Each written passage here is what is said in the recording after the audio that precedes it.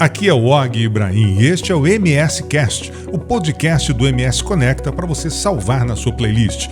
Fique antenado com tudo o que acontece por aí.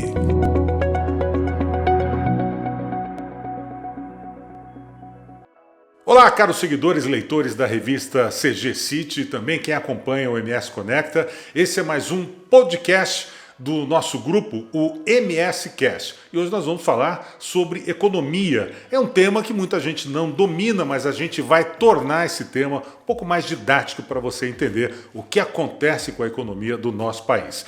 E o nosso convidado de hoje é o economista Norman Calmus, que é também economista-chefe da Associação Comercial de Campo Grande, vai poder explicar e clarear para a gente, né, um pouco mais do economês, né, desse tema que às vezes é bastante complicado para muita gente. Norman, bem-vindo ao MS Cast. Muito obrigado pelo convite. Sabe que é sempre uma alegria, né? A gente só fala de coisa boa, você já percebeu, Og? Com certeza, mas temos que falar de coisas boas. Eu acho que a economia do país vive um momento em que nós temos que puxar o lado bom. Sim. O lado ruim a gente está vendo a grande mídia explorar isso cansativamente, né? E sendo bastante desacreditada porque os resultados não batem. Não batem. Tem que ajustar as narrativas, senão fica complicado. É isso aí. Bom, vamos aproveitar esse momento de pandemia que a gente está vivendo já desde o ano passado, 1 ano e meio, né, Norma? Ninguém aguenta mais. E durante esse 1 ano e meio, o que a gente vê a grande imprensa falando é que o país está indo cada vez mais para o buraco. E se a gente analisa alguns números, a gente vê, parece que não é bem assim, né? Parece que não é nada assim, né? Então, as narrativas, né, e todo esse discurso deve ter alguma razão de ser, mas o fato é que nós tivemos, especialmente aqui, né, em Campo Grande, Mato Grosso do Sul, nós tivemos um ano de 2020 bastante interessante, bastante importante. Principalmente para o agronegócio, né? Principalmente para todo mundo. Com exceção de turismo. Eventos também sofreu um pouquinho. Eu estou falando assim, o evento dentro disso, né? Então, evento sem dúvida. Mas assim, a maior parte das atividades teve um crescimento efetivo. Nós, indiscutivelmente, tivemos um aumento no número de vagas. Indiscutivelmente, nós tivemos um aumento na arrecadação do imposto. Ninguém paga imposto se não estiver faturando, gente. Paga. Isso é verdade. Então, o Estado de Mato Grosso do Sul teve um crescimento de arrecadação de quase 13%. Não é pouco, né? Numa situação em que nós tivemos uma economia, uma inflação de 4,5%. Agora, o ano passado foi absurdo, especialmente aqui. Não é agronegócio. Não é. Vamos levar em consideração que agronegócio colabora com muito pouco na receita. É bobagem ficar falando muito de números detalhados, mas assim, é comércio e serviços, o grosso da arrecadação do Estado, né? Depois vem a indústria, depois vem o agro. Campo Grande está com níveis de emprego que não tinha há 8 anos. Há 8 anos. Mesmo com essa digamos, entre aspas, situação. Paradeira toda. Então, né? Espera um pouco. Que eu saiba, ninguém vai contratar menos que esteja funcionando, que esteja faturando. Ninguém paga imposto se não estiver faturando. Então, é muito complicado para quem está nessa torcida contra. É muito difícil, muito, muito complicado a gente levar assim, mudar o discurso, a menos que seja colocando fogo em estátua do Borba Gato. Essa é outra história. Aí muda. Mas a que você atribuiria, então, essa melhora, ou pelo menos a esse crescimento da nossa economia, mesmo assim num momento em que muitos setores enfrentaram dificuldades? Tem muita coisa que aconteceu. O Brasil, especialmente por conta de uma ação muito rápida e absolutamente inovadora do Ministério da Economia, colocou dinheiro na ponta, sem qualquer intermediário. O auxílio emergencial. Na ponta, o que é? Assim, em quem está gastando. No final das contas, quem faz economia de verdade é quem está lá, quem está comprando, quem é o consumidor. Então, essas pessoas tiveram dinheiro, elas entraram no mercado. elas entraram no mercado, elas não estavam no mercado. Elas entraram no mercado. Então, quer dizer, muita gente não tinha renda, passou a ter R$600 ali durante quase o ano todo. Parece pouco? Não, R$600 nessa massa é um negócio muito significativo. Então, a primeira coisa foi isso. Nós tivemos uma ação muito efetiva do Ministério da Economia. Depois, em função disso e em função de uma reforma significativa que nós tivemos nos arranjos políticos, as coisas começaram a funcionar, começou a fluir mais dinheiro para o governo. E as obras começaram a acontecer também, obras de infraestrutura e tal. Bom, pega um pouco. As pessoas começam a ver, e o ser humano não é matemático. Ele funciona a partir de expectativa. Ele começa a ver isso, pera um pouquinho. O vizinho está indo bem, o outro está indo bem. A coisa começa a funcionar. Quer saber, eu vou comprar, né? E vende, compra e vende. Ele começa a ficar confiante. A ponto de nós estamos enfrentando uma inflação de demanda. O que é isso? Tem mais gente querendo comprar do que vender. Do que produto para vender. Isso está acontecendo, por exemplo. Quer ver um negócio? Chips, né? Chips de computador, de telefone, não sei o quê. O que se espera é que a oferta só volte a se estabilizar em 2023. 23, quer dizer, mais 2 anos pela frente. 2 anos. Automóveis também estão enfrentando uma crise violenta. Por causa disso. Então, pega um pouco. Nós temos efetivamente, nós temos uma inflação de demanda. Inflação. Ninguém obriga ninguém a comprar, né? Mas as pessoas estão se endividando. Olha, nunca como aconteceu nos governos anteriores, principalmente na época quando o Lula resolveu que todo mundo tinha que comprar carro e geladeira, né? Então, naquele momento foi um momento muito sério da nossa economia, nós tivemos um endividamento gigantesco. Não acontece. Problemas dessa história, não é tudo lindo. Nós não temos poupança. O Brasil não tem poupança. E a poupança no ano passado caiu ainda mais. Claro. Se considera, de uma forma geral, se considera que nenhuma economia consegue crescer de forma sustentável se ela não tiver mais de 22% de poupança. 22% do seu PIB em poupança. Nós temos 13%. E aí, dançou. Quase a metade. Aí dançou. E o que pode, quais são os reflexos disso? O reflexo é que, para começo de conversa, não tem dinheiro. Quando você não tem dinheiro e quer fazer alguma coisa, o que você faz? Empréstimo. Bom, essa é uma possibilidade. A outra coisa, você convida alguém para ser sócio. Como não tem sócio no Brasil, convida alguém de fora para ser sócio da brincadeira. Bacana, né? Então, só que aí começa sócio do governo, você fala, né? Sócio da economia de uma forma geral. Eu tenho um ótimo projeto, mas eu não tenho dinheiro para fazer. O que eu vou fazer? Traz empresas de fora para investir aqui. Investimento, o que se chama de FDI, de investimento direto do estrangeiro. A primeira coisa que a gente precisa ter para isso é ambiente. Favorável. Isso. Política estabilizada. Política, jurídica, principalmente. A economia. A economia está, você percebe que a economia está andando. As pessoas estão lá, estão comprando de máscara, mas elas estão comprando. Sim, o consumo está ocorrendo, existe, não parou. O consumo existe. O ano passado, o que cresceu não foi só o consumo também cresceu, mas cresceu investimento em máquina e equipamento, a máquina e equipamento é aquele equipamento que é comprado para fazer outras coisas. Sim, que produz, né? Que produz alguma coisa. Então, estamos falando de investimento, efetivamente. Sim. A economia se move a partir das expectativas. Os agentes econômicos se movem a partir disso. Por quê?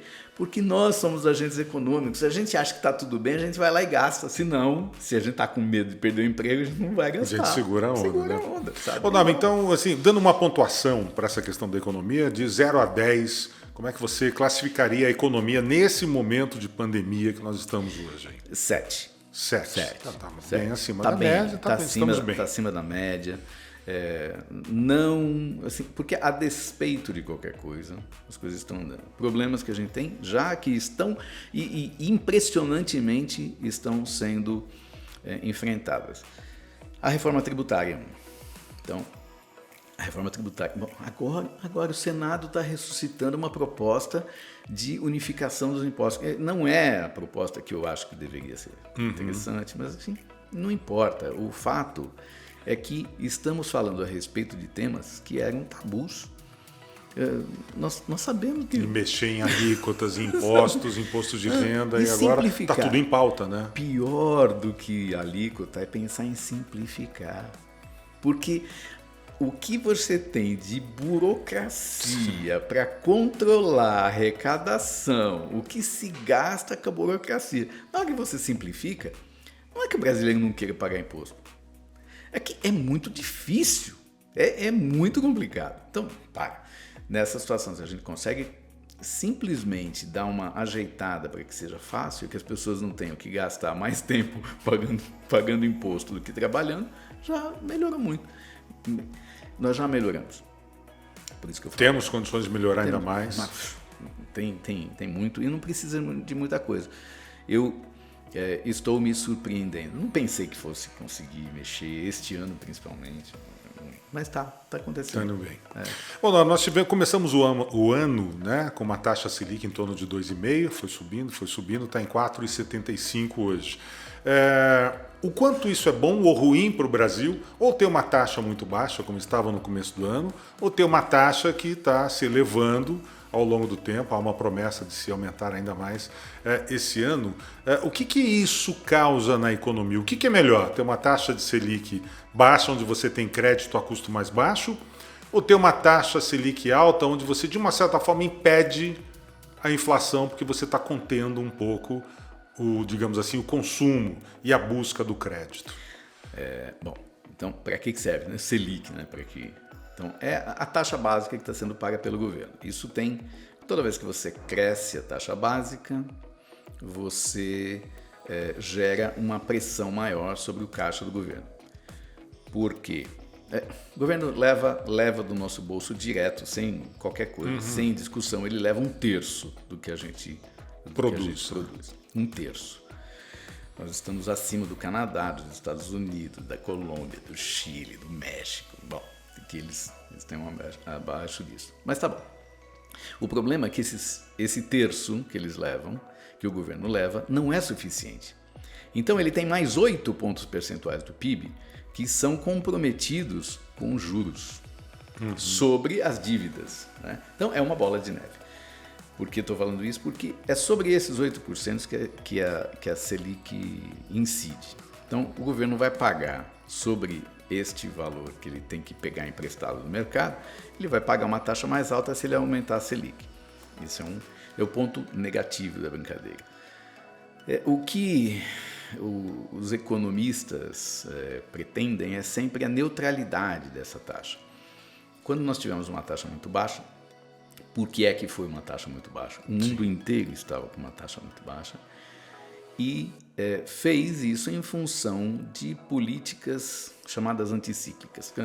Estava caindo demais a economia por causa de crises várias, não sei o que, falando, vamos jogar dinheiro no mercado porque aí o povo gasta. E funcionou. Acontece o seguinte, veio uma outra crise, e mais dinheiro, e outra crise, e mais dinheiro. Começou a sobrar dinheiro no mercado. Então, sobrou mesmo, tem muita gente com muito dinheiro no mercado e daí não tem nem onde colocar. Tá? E pagando uma taxa baixa, porque pegou lá no começo, um ano atrás, né? Um ano e meio atrás. Eu não estou falando necessariamente de Brasil, estou falando Brasil no meio, num contexto mundial. Então, os bancos centrais no mundo resolveram que eles precisam puxar um pouco o freio, porque tem dinheiro demais e essa inundação de dinheiro só faz aumentar a inflação. Porque aí o dinheiro deixa de ter tanto valor. Claro. Então, Brasil não está diferente do contexto mundial, ele não está fora do contexto mundial. Então, o que é melhor? Melhor é não ter tanta inflação.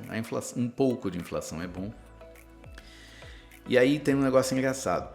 Para o governo, para as contas governamentais, a inflação é boa. Ela ajuda a manter o déficit mais ou menos sob controle, né? Bom, Norma, você falou das empresas brasileiras, falando em investimentos agora, existe uma, digamos assim, vamos chamar de uma norma, né, mundial, que é a tal da ESG, que exige aí das empresas agora uma série de diretrizes ligadas ao meio ambiente, à proteção do meio ambiente, diretrizes de governança, para que elas realmente possam atuar fortemente no mercado. Explica para a gente, né, o que está acontecendo, quais são as exigências, né, para que essas empresas realmente possam entrar em nível de concorrência, de produção, de competição aí com o mercado mundial. O Environmental Social Governance é um conceito que as empresas desenvolvem para que elas tenham uma imagem mais interessante junto à sociedade. Não é só marketing, é claro que tem marketing. São ações efetivas. São ações efetivas, às vezes não tão efetivas, mas de qualquer forma elas têm isso. E o que acontece, por que isso começa a ser tão importante? Claro que uma empresa que tenha uma atividade, uma ação de integração com a sociedade que ela está envolvida, ela vai ter uma imagem melhor. Mas além disso, os acionistas começam a achar muito mais interessante, porque o risco destas empresas sofrerem algum tipo de revés é menor. Então, você deve ter visto, certamente, um jogador de futebol que tirou uma garrafa de refrigerante da frente, falando, não quero esse negócio aqui, eu quero tomar água. Repercussão. Então, imagina o risco, né? E quanto que o acionista não ficou desesperado com aquela situação, um negócio besta. Foram segundos, né? Segundos. Às vezes tem até sem pensar, não foi um ato talvez impensado, ou talvez pensado, mas... parecia inocente a princípio, né? Então, parecia inocente, inclusive, o fato de estar a garrafinha lá na frente, né? Quando depois a gente viu que não era bem isso. Eles quiseram forçar a barra, mas assim, não dançaram. Mas olha só, o risco de uma ação social contra essas empresas que têm esse envolvimento é menor.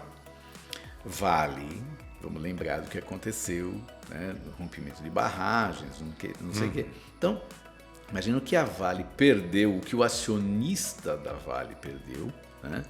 E por quê? Porque a Vale não estava realmente envolvida naquela comunidade. Então, ações ambientais, empresas que levem em consideração o meio ambiente, que levem em consideração as cadeias produtivas locais, que levem em consideração os dados abertos e que mostrem para a sociedade o que elas estão fazendo, essas empresas terão um risco menor de serem atingidas por problemas desse tipo. Então, ok, eu não quero correr risco, eu prefiro colocar o meu dinheiro aqui, nesse tipo de coisa, do que em uma outra que não faça esse tipo de ação. E essas empresas terão a oportunidade de serem melhores vistas, né? Daqui para frente, olha, essa empresa tem um envolvimento ambiental bacana, desenvolve um projeto aqui e tal, vamos, né, focar nessa empresa, que isso pode acontecer. Né? Sim, isso não chegou ainda, algumas coisas não chegaram ainda, ferramentas como o crédito de carbono, que a gente tem aqui teoricamente, mas no mundo já são muito desenvolvidas. Crédito de carbono significa o seguinte, a nossa humanidade, a nossa forma de viver gera gases efeito estufa. Tá? O sequestro desse carbono é um serviço que está sendo prestado e que, portanto, as economias devem pagar, né? As empresas que estão poluindo ou que estão emitindo de alguma forma. A gente está cansado de ver todo mundo falando a respeito disso. O fato é que, por exemplo, um bioma como o da floresta amazônica, que é reconhecidamente, internacionalmente reconhecido, sequestra muito carbono, esse bioma não recebe aporte das economias desenvolvidas. Então, pega um pouquinho, tem alguma coisa nessa história toda que não está funcionando, o que não é muito correto. Então, o desenvolvimento de ferramentas como essa vai ajudar muito a nós seguirmos aprofundando essas políticas de ambientalmente corretas, socialmente corretas. Então, as empresas vão necessariamente ter que seguir por esse caminho. Norma, para a gente finalizar aqui, que obstáculos você ainda vê para que a economia do país realmente decole para valer? Olha, Você sabe que o brasileiro é muito criativo, né? Então, por mais obstáculos... A NASA está tentando estudá-la já faz tempo. Então, por mais obstáculos que a gente possa imaginar, vão inventar outros. Mas, assim, nós temos, então, um grande problema. Nós termos certeza de que a nossa legislação vai ser cumprida. Nós temos legislação demais, mas a nossa legislação não é cumprida. Então, esse é um problema muito sério e que acaba se espalhando por todos os outros. Então, nós não temos investimento internacional por causa disso, ou em grande parte por causa disso. A questão tributária é essencial. Nós precisamos dar um jeito de melhorar. A reforma precisa sair. Né? Sabe, assim, que seja, nos dizeres do Paulo Guedes, a reforma possível. Mas que seja, a gente precisa começar a caminhar nesse sentido. Não é necessariamente para reduzir a carga tributária, é para facilitar e deixar claro, porque ninguém consegue administrar os nossos riscos. Qualquer empresa internacional aqui fica louca porque não tem como administrar risco, não tem como prever nada disso. Então, são coisas sérias. Nós precisamos ter mais tranquilidade do ponto de vista do ambiente negocial, do ambiente político e do ambiente de negócios. Tá? Precisamos facilitar a vida. E precisamos largar de história de achar que todo mundo tem que concordar. Isso aqui é uma democracia, supostamente. Sabe, tudo bem se o outro não concorda comigo. Não, eu não concordo com você, não acho que a gente precisa de liberdade de mercado. Tá bom, tudo certo, sabe? Só que no momento que você olha números e que você começa a ser mais racional em relação a esse tipo de coisa, você separa ruído de sinal. Né? Então, ok. Tem gente que não gosta, que faz uma confusão danada, que quebra vitrine, que tal. Tá legal. Precisa ser coibido? Sim, porque está prejudicando todo mundo. Agora, isso não quer dizer que porque saiu na Folha ou porque saiu em alguma coisa, isso não quer dizer que é verdade. Então, sabe, seja menos histriônico. Eu estou muito feliz, para te falar a verdade, porque finalmente as pessoas estão entendendo, ou buscando entender. É lindo isso, porque antigamente ninguém sabia de nada. Bom, estamos no caminho, né, pelo menos. Né? Sim, eu tenho muita convicção de que nós estamos no caminho. Que melhor que isso não tem. Então é isso aí, minha gente. Esse foi mais um MS Cast com você, trazendo aqui o assunto economia, com o economista-chefe da Associação Comercial de Campo Grande, Norman Calmos. Obrigado, Norman, pelo bate-papo. Outra vez eu que agradeço. Estamos aí. vamos melhorar esse negócio. Vamos lá. E até a próxima com mais um MS Cast, o podcast do MS Conecta para você.